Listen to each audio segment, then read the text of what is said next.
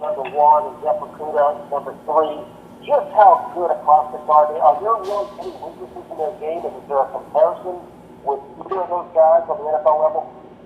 Yeah, with Young, you would expect him to be like I say, I said this 2 years ago. Everybody's kind of used that term, game wrecker, which is what he is. He wasn't the last 3 games. That's the only thing, really, though, with him. He didn't play that dominant brand of football in the final 3 games after the suspension. Now, I don't know if he was protecting himself from injury or what have you, but he wasn't. Had he dominated in those 3 games, I really contend it had been in the discussion to be the number 1 pick overall. It's a little more difficult to say Burrow was a lock pick at number 1 for Cincinnati, but that didn't happen, and it made it easier for the Bengals. I think in terms of Okudah, he to me is what Stephon Gilmore was coming out, what Patrick Peterson was coming out. He's going to be expected to be one of the best cornerbacks in this league. He has that skill set. He has the mindset for it. He's a very aggressive player, good tackler. He's not too handsy in coverage, even though he is aggressive, which I like that because you don't want to see penalties. With that, you can't get away with the things in the NFL you get away with in college.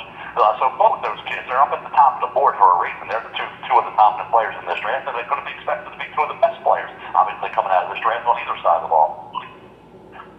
Thanks, Tom. We'll go to Ben Raven, and then Brooks Austin with Sports Illustrated.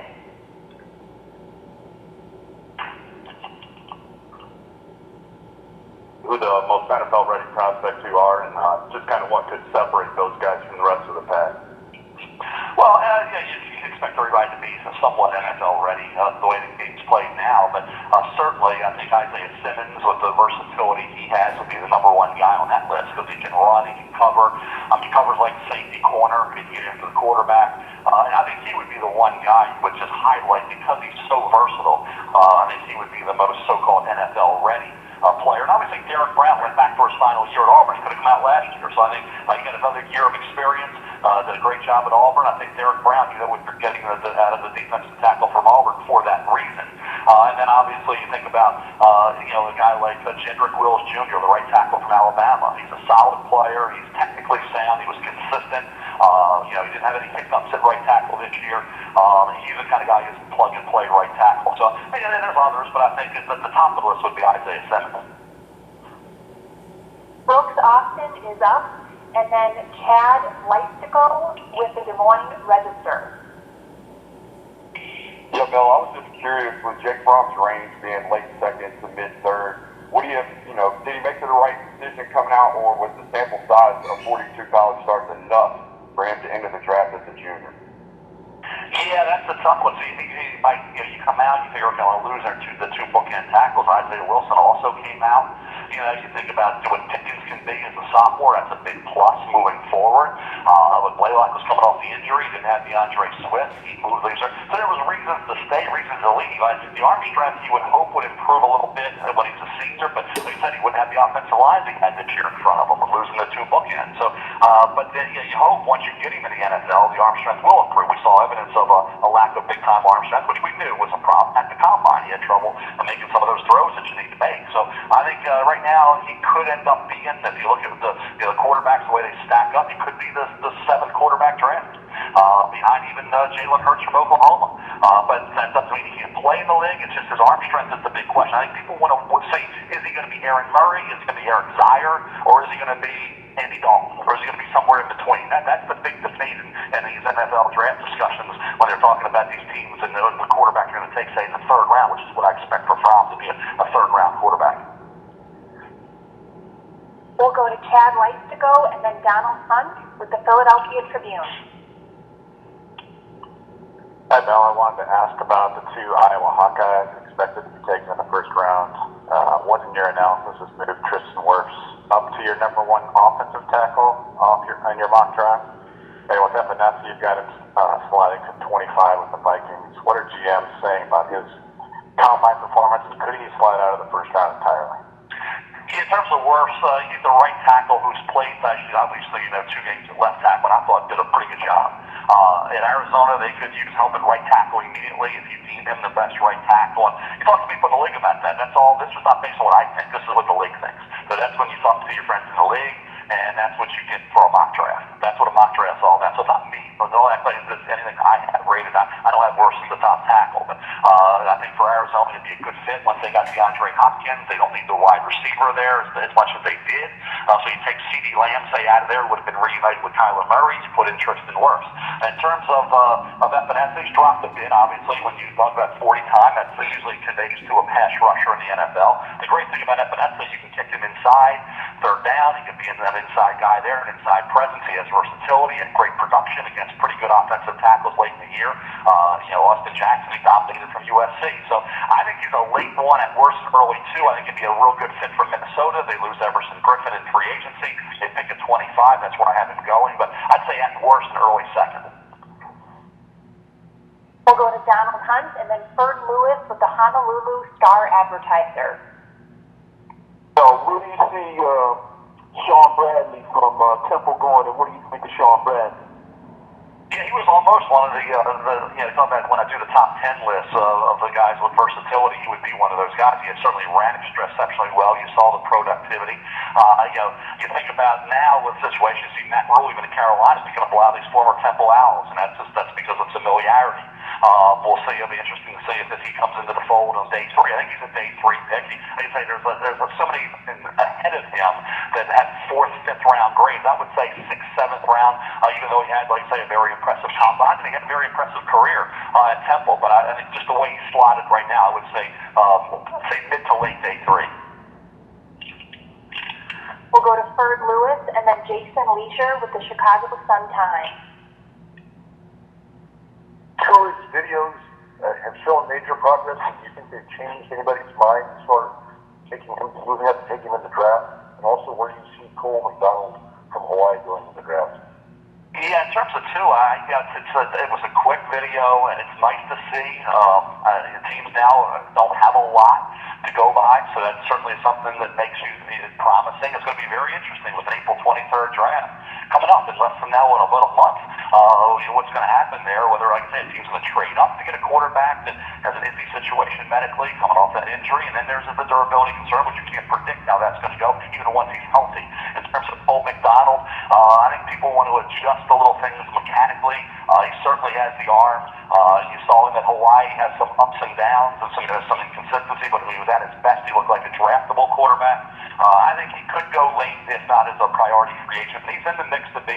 I think on my list, he's the 13th best quarterback, which means probably undrafted. But if somebody has him at 8, say 9 or 10 on that list, maybe he gets into the 6th, 7th round area. Next up is Jason Leisure, and then we'll go to Ron Counts with the Idaho Statesman. Mel, with regard to the Chicago Bears and their limited picks, especially in the first 4 rounds, what would you say is the best case scenario for them, particularly with those 2 second-round picks? And then a separate question, I'd like to hear your thoughts on whether or not you think they should postpone the draft.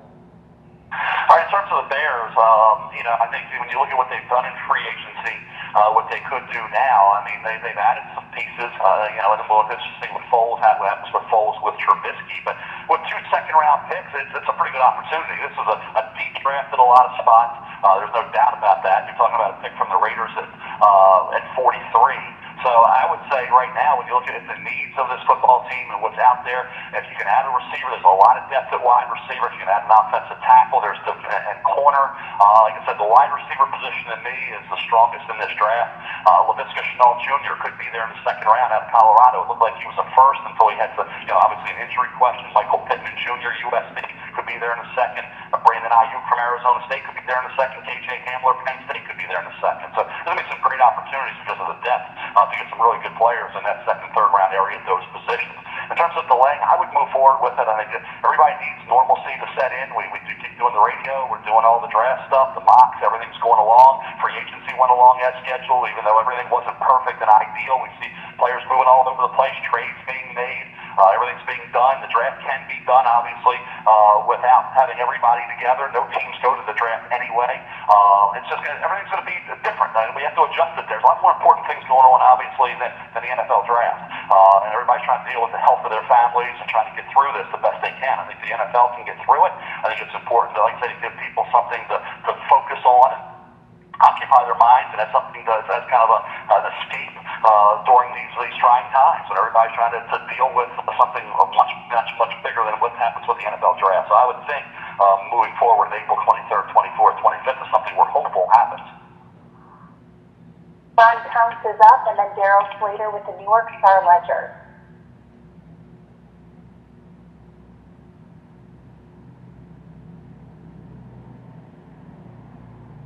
Seems to have split. Ron Counts. What, if anything, pardon? Go ahead, Ron. No, can you hear me? Yes, I can. Go ahead, Ron. So I had a question about three Boise State prospects. First, Curtis Weaver seemed like a lock to be a first-round pick early in the process. Has kind of flipped recently. What, if anything, can he do to get back into the first round?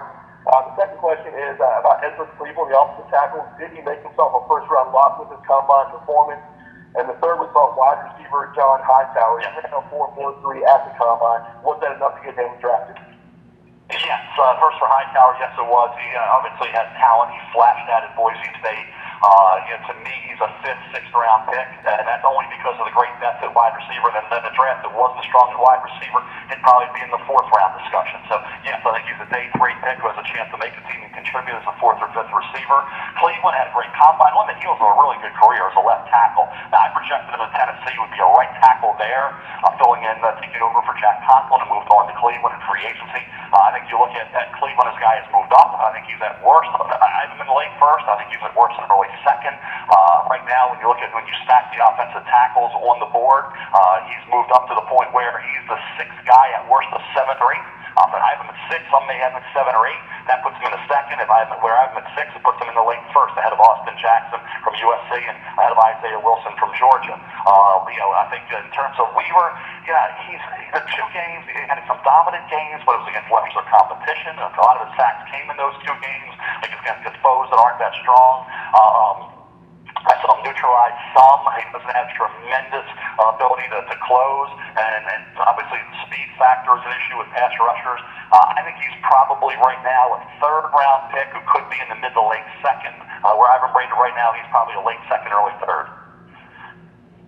We'll go to Daryl Slater, and then David Wilson with the Miami Herald.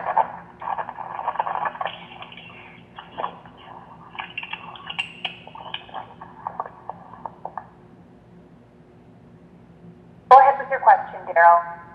Yes, can you hear me? Yes, Daryl, go ahead. Yes. Okay, yeah. As you weigh Judy versus Lamb there, potentially for the Jets at 11 with Anderson gone, who do you think is a better fit for Adam Gase's offense? And then also, potentially, do you think Thomas could be an option there for them to tackle instead of Wills? I know you projected Wills there, but what about Thomas maybe? Thomas is I think it's just a little high. This is again talking to people. It seems a little high for Thomas, who is now, like to say, the fourth offensive tackle with most you speak to. So that would be, but if you need a left tackle, he's the second best left tackle. Now they brought in George Fant. Right tackle is an issue. If you say we're going to move Chumba Doga to guard, if you feel you can get by with the right tackle with Doga, then you would draft a wide receiver in Judy. Judy, to me, in the slot is very tough to deal with. Obviously, for route running ability, he's very, very effective there. His hands, he had a couple drops, but overall he's very consistent.